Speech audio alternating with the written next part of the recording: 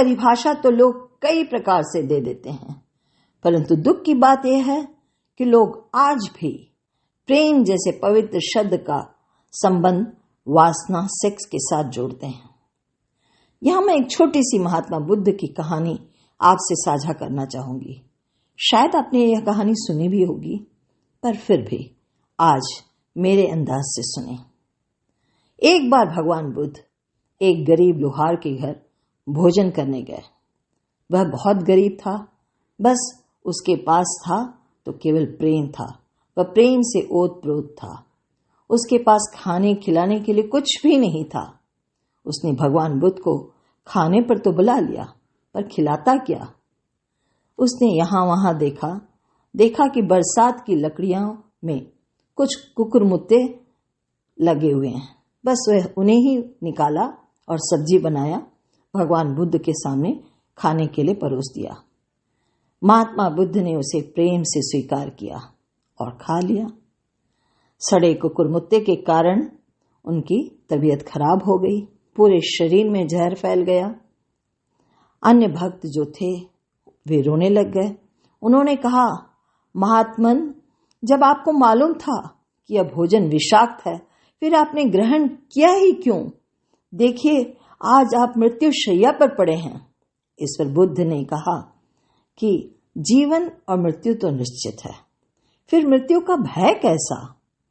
प्रश्न है कि मैंने उस गरीब के अंतःकरण से उठे प्रेम को पाया है और उससे कीमती कुछ भी नहीं है, कुछ भी नहीं। हम सबके अंदर प्रेम का कलश भरा है, बस उसे प्रेम से छूने भर की देर है, वह छलकने लगता है और लोग उसे वासना का नाम देते हैं। वैसे ओशो के आधार पर भी प्रेम ईश्वर का द्वार है। ओशो ने कई विषयों पर बात किया है, पुस्तकें भी लिखी है। लोग उनकी प्रवचन को सुनते हैं, पुस्तक पढ़ते हैं, परंतु प्रत्यक्ष रूप से मानने की हिम्मत नहीं रखते हैं। जानते हैं क्यों? आज संसार में बलात्कार, ईव टीजिंग सहज है, बहुत आसान है, परंतु प्रेम करना कठिन है। प्रेम का नाम लेते ही वह सेक्स के साथ जुड़ जाता है। अगर प्रेम की बात करते भी हैं तो बस प्रेम का नाम सुनते ही स्त्री पुरुष को ही सोचते हैं, जबकि प्रेम क्या केवल स्त्री और पुरुष के बीच होता है? क्या भाई बहन के बीच नहीं होता? राधा ने भी किया प्रेम, पर क्या उसने कृष्ण को पाया था? मीरा ने भी किया था प्रेम, क्या वह कृष्ण को पा सकी थी? और तो और महाराज दशरथ के प्रेम को हम कैसे भुला सकते हैं, जिन्होंने राम के वियोग में अपने प्राण ही त्याग दिए। वह प्रेम नहीं तो क्या था?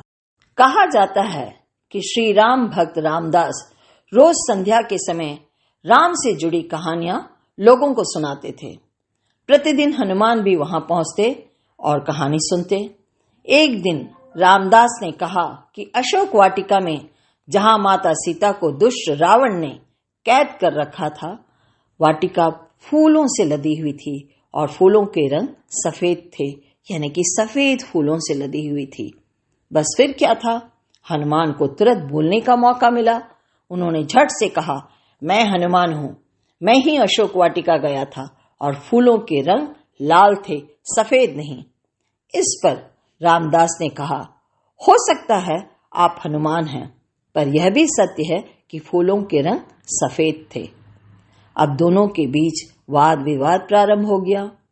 इस बात का निर्णय श्री राम करेंगे, यह सोचकर दोनों श्री राम के पास पहुंचते हैं। तो श्री राम कहते हैं, फूलों का रंग तो सफेद ही था, परंतु हनुमान, तुम्हें लाल इसलिए दिखाई दिया क्योंकि तुम क्रोध में थे। तुम्हें क्रोध इस बात का था कि माता सीता का अपहरण तुम्हारे लिए असहनीय था। क्रोध भरे लाल आंखों से तुमने सब कुछ देखा तो फूल भी तुम्हें लाल नजर आए। अर्थात जिसे हम जिस दृष्टि से देखेंगे वह वैसा ही नजर आएगा। प्रेम की आंख परमात्मा को देखती है, प्रेम केवल प्रेम को देखता है। जब मानव भावना से प्रेम में आ जाए तो वहां वासना नहीं, वहां शरीर नहीं रह जाता, वहां प्रेम की केवल अनुभूति रह जाती है। जब हम प्रेम में तिरोहित हो जाते हैं तब हमें पूरे संसार में प्रेम ही प्रेम दिखाई देता है। कभी चैतन्य प्रेम से भरा है तो कभी मीरा तो कभी राधा। इसलिए तो कहते हैं, पोथी पड़ी पड़ी जग मुआ, पंडित भया न कोई, ढाई आखर प्रेम का पड़े सुपंडित होए। तो रेडियो हिंदुस्तान के मेरे दोस्तों, अब अनुमति दें उमा प्रभाकरण को। फिर मिलूंगी इसी तरह नई नई बात, नए नए विचार, नए नए सोच के साथ। तब तक कहते रहें जय श्री राम और सुनते रहें रेडियो हिंदुस्तान। दोस्तों, एक बात ना भूलें, पानी बचाएं, पानी बचाना सिखाएं, पेड़ लगाएं, पेड़ लगाना सिखाएं।